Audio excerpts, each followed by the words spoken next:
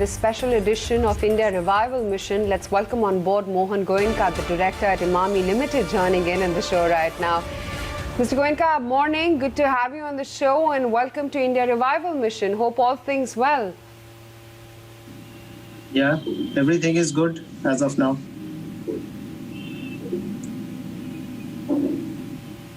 Okay, great. You know, things seem to be looking good with you, given how strong your second quarter volume growth has been. Help us understand how's the recovery been in the third quarter and whether you're anywhere close to pre-COVID levels or not. So, I think we are very happy with our quarter two numbers, and after a long time, we have seen a double-digit volume growth. And interestingly, this growth was led by a lot of brands. It was not led by just one or two brands, which was very, very fascinating. And even more interesting is the numbers that we are seeing in the third quarter. The winter has set in very well for us and North and the Central India, because the third quarter consists of a large winter portfolio. So we are very optimistic of seeing a double-digit growth in the third quarter as well. Thing looks to be bright. And as I said, again, even in the third quarter, this growth is led by a number of brands, not just by the winter portfolio. So, yes, we are at beyond our pre-COVID levels.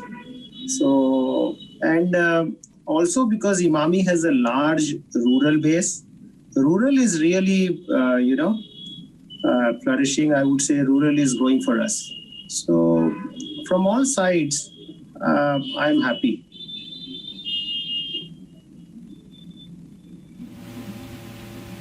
Okay, good to hear that. I'm going to talk about each and individual brands and product portfolios in a bit. But since you talked about the winter product portfolio, help us understand where is that in terms of scalability as opposed to the pre-COVID levels same time last year? So winter portfolio largely consists of BoroPlus brand and of course the Chyawanprash portfolio. So both the portfolios are at double digit. As I said, winter has set in much earlier this time across India.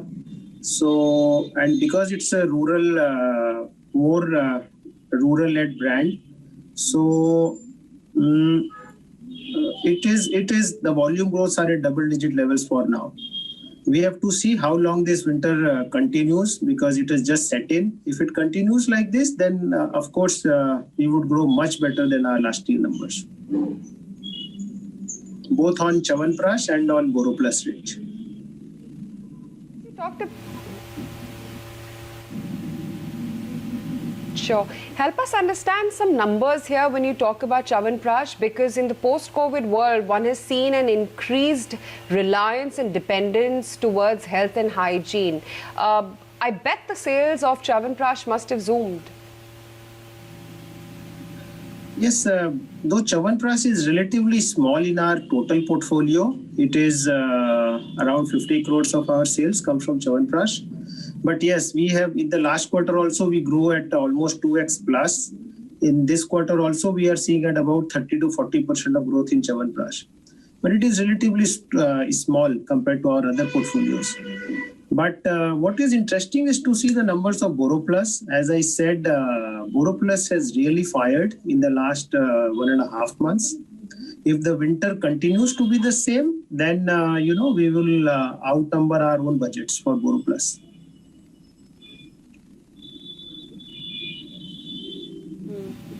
Since the recovery really has been all about the rural end of the economy, and I'm not just talking about your product portfolios, but across segments, even when it comes to auto, cement numbers, just about everything is showing a faster rural growth as opposed to urban areas. Considering 55% of your total revenue pie does come from the rural segment, help us understand what is the rural consumer gravitating towards when it comes to your product portfolio pile? So we have always been a rural play, and because of the reverse migration, we are seeing more traction coming from rural. And what is also interesting to note in the recent past is consumers have upgraded from local brands to branded goods, both in urban and rural. Because Imami has a large rural play, so we are seeing more traction in rural. And as I said, what is very interesting for me is not just it is led by BoroPlus, it is led by BoroPlus, it is led by Kesh King, it is led by, Navratna or every other portfolio that we have. So, which is very, very interesting. We have not seen this in the past. Of course, we have to see how long this trend continues, but as of now, there is a strong traction.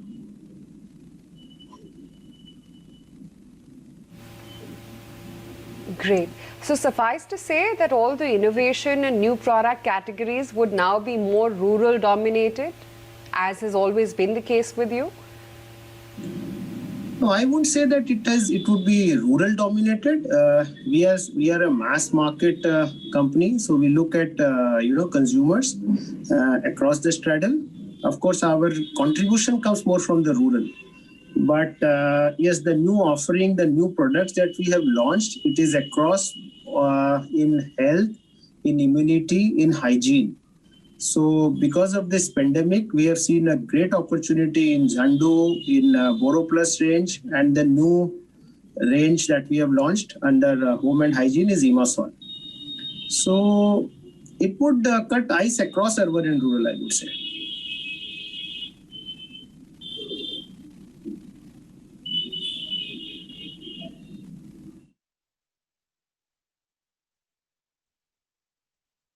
Sure. At present, Mr. Goenka, the prices of raw materials are benign. What is your outlook on RM pricing and margins for the coming quarters? Because the raw material costs would have a huge bearing on the kind of growth projections that you have. So we have seen benign raw material prices for quite some time now, and it still continues.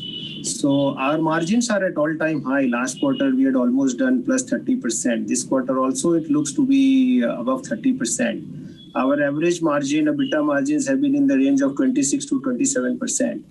So we are happy with our margin profile. And if the raw material prices remain to be like this, then we are very confident of doing an ever highest margins. Menthol also one of our key raw material is menthol, which is also benign for quite some time now.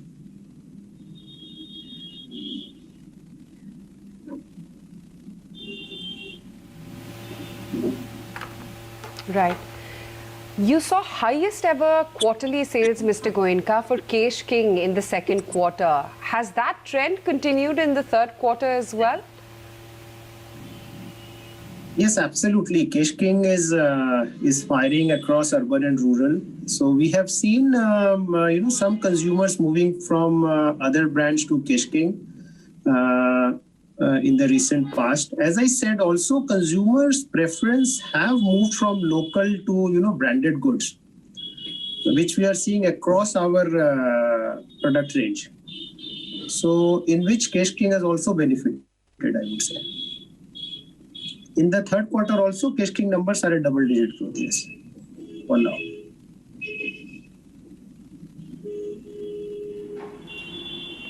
Mr. Goenka, reports also suggest that FMCG sales seems to be back to pre-COVID levels when it comes to your advertising spends. Is that the same for the company as well? Can you just walk us through, what the outlook is when it comes to your ad, your promotional, your marketing spends? So yes, for now, we have become very aggressive. As I said, we have launched multiple products in the last few months, so which would be backed by very strong advertising. What looks like that our advertising should be in the range of about 17 to 18%, what was at the pre-COVID levels. With new launches, because we have only become aggressive in the last few months as far as new launches are concerned, which would take away substantial amount of advertising.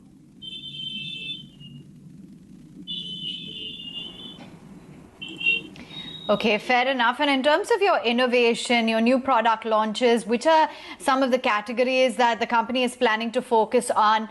And what is it that you're looking at by way of contribution from your new products to the overall revenue mix?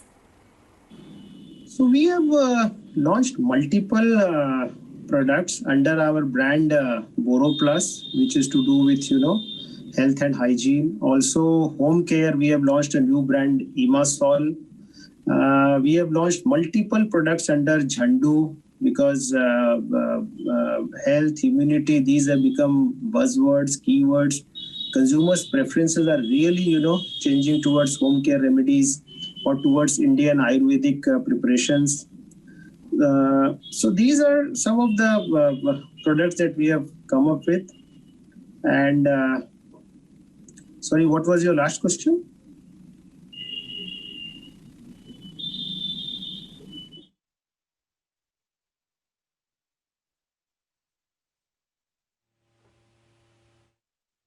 No, just wanted to understand as to where the new innovations in products would be, Mr. Goenka. Launches that we have done, we expect roughly about 4% of revenue coming from the new products. And we have seen that in the last quarter, this quarter also, it looks like it should be in the range of about 3 to 4%. The consumers have accepted, I would say, with all the new launches that we have done in the past, it has been welcomed by the trade. Some of the products are showing good traction with the consumers also. So, of course, we would have to wait and watch because these are all new products. We have to be consistent with our marketing strategy. As I said, preferences are moving towards Indian brands. Preferences are moving towards branded goods. So I think there is a good room for us to grow in these times.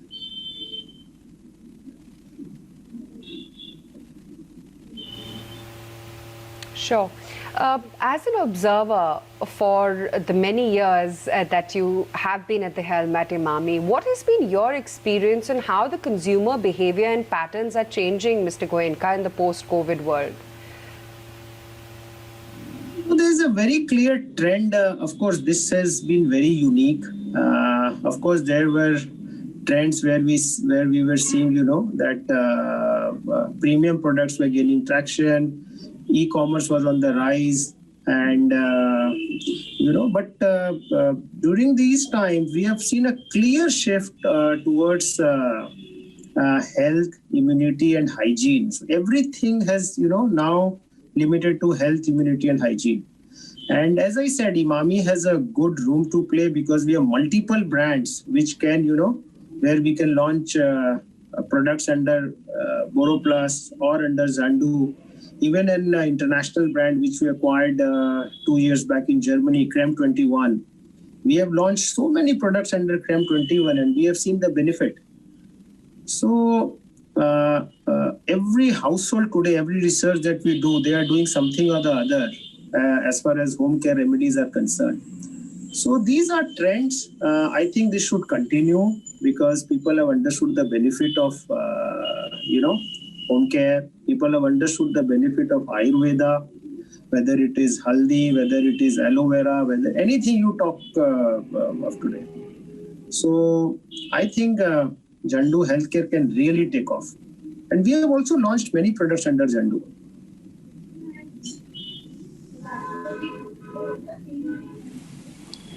Okay. Mr. Goenka, I just want to understand, I know you spoke about rural driving growth. What is the sense that it has been over the past few months in terms of the overall supply chain, the labor migration issues? Have those now completely been ironed out, talking about urban as well as for rural? And what does the situation stand at presently? So there are no more challenges as far as supply chain is concerned. Now, of course, there are periodic lockdowns in some cities, some towns, but I think by and large, we have understood how to manage those situations. If we know there are lockdowns, then we, of course, supply to our distributors much in advance. We stock our distributors. So we have learned to manage these situations now. There are no more disruptions, I would say.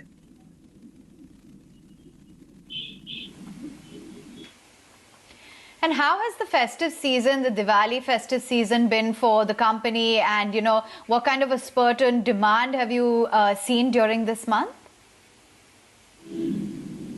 So we really don't, Diwali doesn't really matter so much for us because it's the entire winter that matters. As I said, winter has set in so well in the north and also in the central, in the east. And BoroPlus has grown significantly well only because of the setting of winter. So that is what it is. I think the trend should continue. Every data that we have seen, it suggests that the winter should be there for till January or February. It should benefit Emami by and large.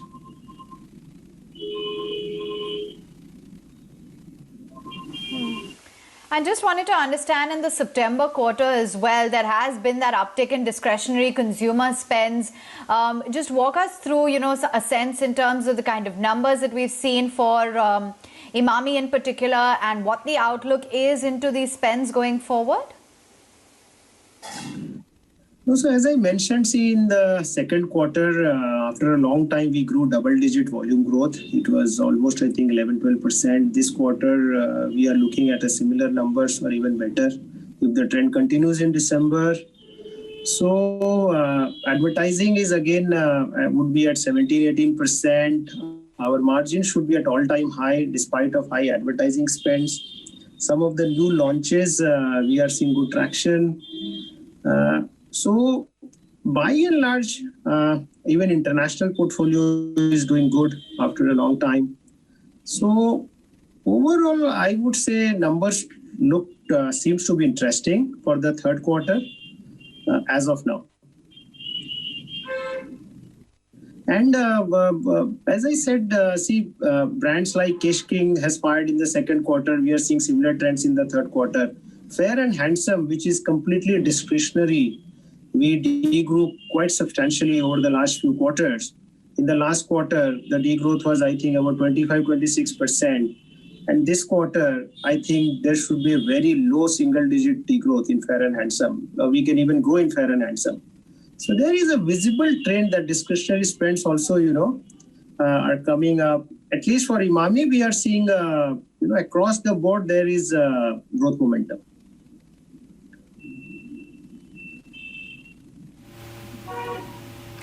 Right. Mr. Goenka, what one has seen in the post-COVID world is the dependability and dependence on digital platforms. And across categories, consumers are migrating towards digital purchases as opposed to physical purchases. How is it that you at Emami are looking to rethink or restructure your Omni as well as digital presence? Well, this is very interesting. We see a huge scope in e-com. Presently, our e-com business is only 2% compared to some of our peers who are at almost 4 to 5% or some are at 6%. So we have identified this as a huge growth opportunity.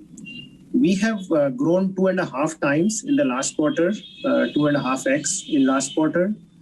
We expect to be at 4 to 5% of our total sales in the next 4 quarters, for which, of course, we are building up teams. We are launching specific SKUs for e-com, promotions for e-com, and some specific products only for e-com. So it's a very interesting channel. It is going to stay. It is going to grow.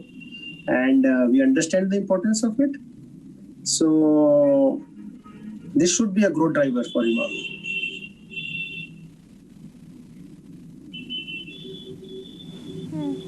Mr. Goenka, could you just give us a sort of a long-term roadmap outlook for the FMCG sector as well, given all of the challenges that it's been through, the fact that we have seen health and hygiene emerge as a very strong product category? What's the road ahead for the sector? Are there any hopes in terms of perhaps government action, or which are going to be the particular segments that will be leading growth for the sector going forward? Of course, there is a huge opportunity. See, still, as far as Emami is concerned, the penetration levels for most of our brands at single digit or, at 12-15%. So there is huge opportunity. for Emami products. Of course, now we have huge baskets. Almost we have got 7 brands which are plus 100 crores portfolio. We have 3 brands which are almost 500 crore plus portfolio. So to grow these brands, it becomes even more interesting and challenging. And the more you penetrate, the more faster we grow. So I think the outlook is fairly very robust. As I said, preferences toward branded goods are increasing as GDP grows, per capita income grows. We would always see consumers moving to branded goods. Still, there is a huge rural play. We are expanding on our distribution network in villages, in small towns, everywhere. The more we penetrate, the more growth we see.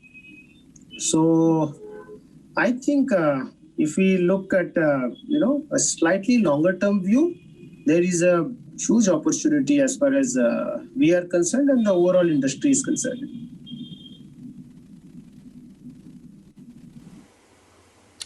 Right, Mr. Goenka, I understand that the company is also committed to reducing debt to zero from the current 40%. What is the strategy in place for that? What is the timeline that you're looking at? So we are absolutely committed.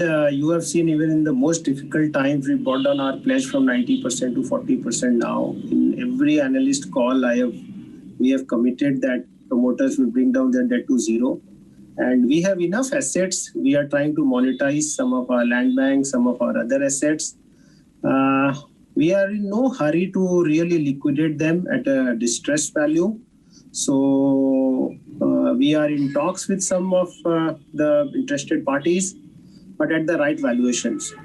But yes, as far as the family is concerned, we have demonstrated and we are very, very sure we would bring our pledge to zero. I can't really commit timelines. Earlier we had planned for March, but with the things, the way things look like, every industry is growing. We can get much better valuations for some of our assets, particularly in the real estate or our healthcare side. So we would dilute at the right time.